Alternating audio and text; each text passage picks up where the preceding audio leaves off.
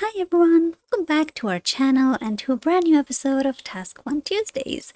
Here we have a new question, so let's get started.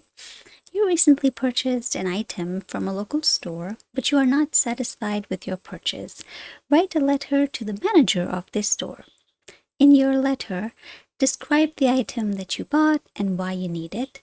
Explain why you're not happy with it and say what you would like the manager to do. So first things first, you start off with dear, could be Mr., Miss, Mrs., anything. Because it's a store manager of a local store, it's possible that you know their last name. So you could just go with good old dear Mr. Smith. Don't really have to overthink that. Before you could of course choose any last name you would like. It's not like you have to stick to this. This is just a standard name.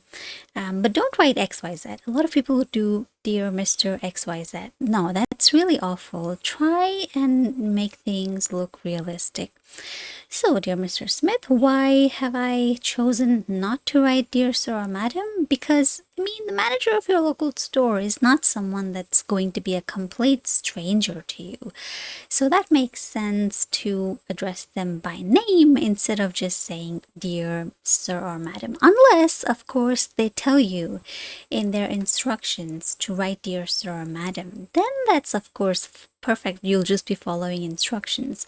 But in case they haven't given you, which is, what we see here, then in that case, you'd have to come up with something on your own. So the first thing you have to do is describe the item that you bought and why you need or why you needed it.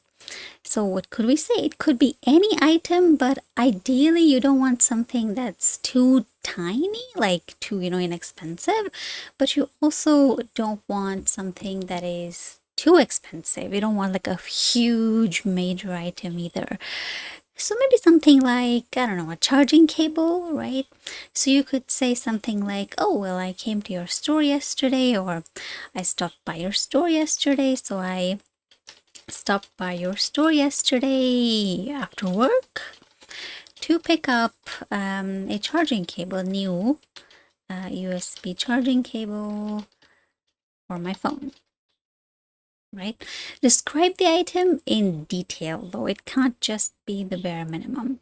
So you can say, for example, maybe you can enter a brand name. You could say, for example, this was a Duracell Type-C cable. Sorry, Duracell.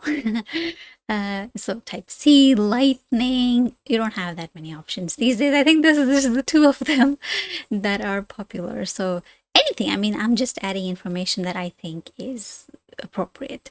So this was a Duracell Type-C cable, which promised which promised fast charging and data transfer. Right? That's why you purchased it.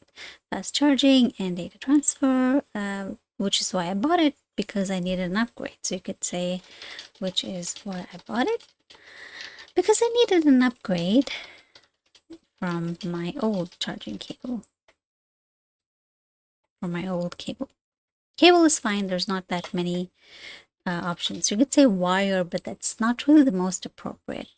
So there we go. Now we're gonna check how many words this is. Looks like it's good enough, but well, good to check. Right. So this one is 48 words, a little bit on the smaller end. What I could do is I could add a couple words here. So for example, let's see, what can I add? I stopped by your store yesterday after work to pick up a new USB charging cable for my phone.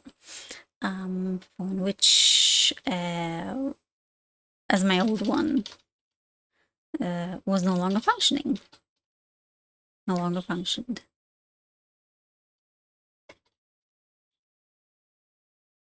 There we go. There we go. So this is now perfect. It's probably like 55 something. Let's just check real quick. Okay, it's exactly 55. My guess was right. Okay, so there we go. We've described the item, why we needed it. Then you explain why you're not happy with it.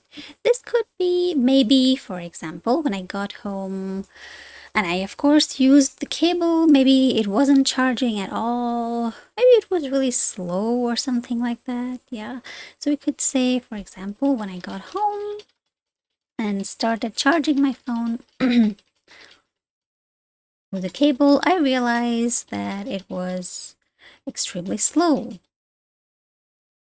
After 3 hours of charging, the battery on my phone, the battery was obviously the battery on my phone, so I don't have dispatch. So at 3 hours charging, the battery level had only reached 50%, which is way slower than my old cable, which was 2 years old.